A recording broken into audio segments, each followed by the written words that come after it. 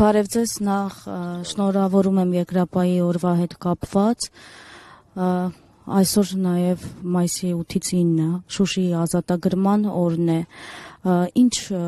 կարող եք ասել, ինչպես էինք մենք նախկինում այս օրերին և ինչպես ենք հիմա։ Ճիշտ ասած, այսօր Երկրապահի օրն է, 1992 թվականին մայիսի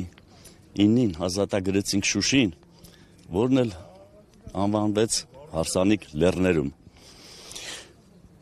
Ուրեմն ավելի կոռեկտ ու կարճ լինելու համար, քանի որ գտնվում ենք Եռաբլուրում, ուզում եմ նախաբան ասեմ, գնացին տղաները այն քաջ, կապուտաչը, խաժական սևաճ ու չվերադարձան, ու եթե չվերադարձան, որտեղ են նրանք հիմա, որտեղ բարի սիրտ կա, այնտեղ են նրանք հիմա։ Գնացիք կռիվ, ասեցիք կգանք տղերք, ուշանում եք տղերք, ուշանում եք։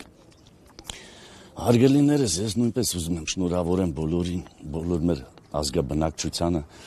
մայիսյան տոների կապակցությամբ, ցանկանում եմ լինեն առողջ, երջանիկ, ասու զորավոր ձեռքը լինի մեր ժողովրդի վրա, ասու Սուրբ Հոգին լինի ուղեցույց։ Կվերականգնվեի, մեզ համար որպես տոնական օրեր կվերականգնենք։ Ասեմ ուրեմն, մենք միլիցիայի հատուկ նշանակության ջոկատների վետերանների միության նախագահի տեղակալն եմ, կոչումս մայոր, համաշխարհային ոստիկանական ասոցիացիայի նախագահի Հայաստանյան գրասենյակի նախագահի տեղակալն եմ։ Ուրեմն վերականգնելը միայն փաստաթղթով չի լինում, մեզ համար կոնե, մեր նման մարդկանց համար, նրանք ովքեր արյուն են թափել, մասնակցել են պատերազմին, մենք չենք հաշտվում այդ մտքի հետ, որ մենք կորցրել ենք։ Ու գիտեք ինչի համար, որովհետև մենք որդեական պարտքի զգացումով ենք կռվել հար, զարկվել հար։ Հարսանիք լեռներում էլի լինելու է։ Հարսանիք լեռներում լինելու է, ես ինքս էլ լավ երգում ու նվագում եմ ակարդեոն իմիջայլոց։ Ու ուսուսի տված է լինելու, մենք բոլորս ուսուսի տված այդ հարսանիքը տոնելու ենք, այսինքն մենք պետք է չընկճվենք, չծնկենք և չմտածենք երբեք, որ կորցրածը երբեք հետ չեն վերադարձնում։ Իսկ ձեր կարծիքով որքանով է Երկրապահը արժևորվել նախկինում, հիմա և այնինչ կատարվեց Մանվել Գրիգորյանի հետ կապված, այս առումով ինչ կարող եք ասել։ Այս օրերին կրկին Մանվել Գրիգորյանի հետ կապված քննարկումները ակտիվացել են։ Գեներալ Սամվել Սաֆարյանը, Մոսկովիչը, պարոն Գրիգորյանին որակավորեց որպես լեռնային աս, պատերազմի աս։ Ու ոչ միայն պարոն գեներալ Սաֆարյանը, այլ սպարապետ Վազգեն Սարգսյանը ասում էր. Մանվել, դու հերոս ես, մեր պետությունը կազմավորվելու ժամանակ դու անպայման պետք է ստանաս այդ կոչումը։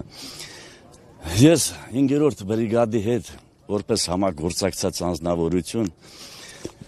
եղել եմ ոստիկանության սպեցնազի հրամանատարը, Մանվել Գրիգորյանով ես վերելք եմ ապրել, որովհետև ինքը շատ լավ կարողանում էր համախմբի, պատերազմի ժամանակ էլ ընդամենը բոլոր մարզերից, քաղաքից 4-5 հազար հոգի մի գիշերվա մեջ հավաքում էր և իր գլխավորությամբ մեկնում էինք ռազմաճակատ։ Նա մեզ ոգեշնչում էր, նա մեզ հույս ու հավատ էր տալի, նա զինվորին ոգևորում էր, ուխտագնացության էր գնում, կանգնում էր զինվորին Արցախ։ Դուք ինքներդ եք շատ անգամ ականատես եմ եղել, որ եղել եք մեր շարքերում և մեկնաբանել եք ամեն ինչը։ Ես ուղղակի կասեմ, որ խոնարհվում եմ, երախտապարտ եմ Մանվել Գրիգորյանին, հարգել եմ ու միշտ հարգելու եմ։ Ես նման հրամանատարներ շատ եզակի է, որ տեսել եմ, զգացել եմ նրանց պսիխոլոգիան, մտածելակերպը, վերլուծությունը, մեկնաբանությունը։ Խոնարհվում եմ, պարոն Գրիգորյան, քո շիրիմի առջև։ Ես ինչ-որ ասելա, մեր Կարնեն եղբայրը նույնպես դա եմ ցանկանում։ Այո։ Ենք այդ սարերի վրա, հարսանիք ենք անելու, չգիտեմ ձեզանից ով ամուսնացած ով չէ, բայց ձեզանից յուրաքանչյուրի բախներ հենց այդ սարերին կարող է բացվի, երեխեք ջան, այնպես որ չընկճվեք։ Ձեր ցավը տանեմ, ապրեք, շնորհակալ եմ։ Խսել նկարես, ես սրանով եմ ապրում, սա մարտական չի, սա ուչեբնի է, սպարապետ բրեն գրած Վազգեն Սարգսյանը Հրազդանի կիրճում 90-95 թվերին ծառայում է Հրազդանի կիրճում, ինքը 001-ով կարմիր ջիպով որ գնում էր աշտարակի խճուղու վրա նախարարություն, 3 հատ մեզ նվիրեց։ Արշակին, Սյունյան Սուրիկին, հիշում եք երևի, մեր Բանոյի Տիգնազորի պետին, մեկ էլ ինձ։ Հրազդանի կիրճում նվիրեց իր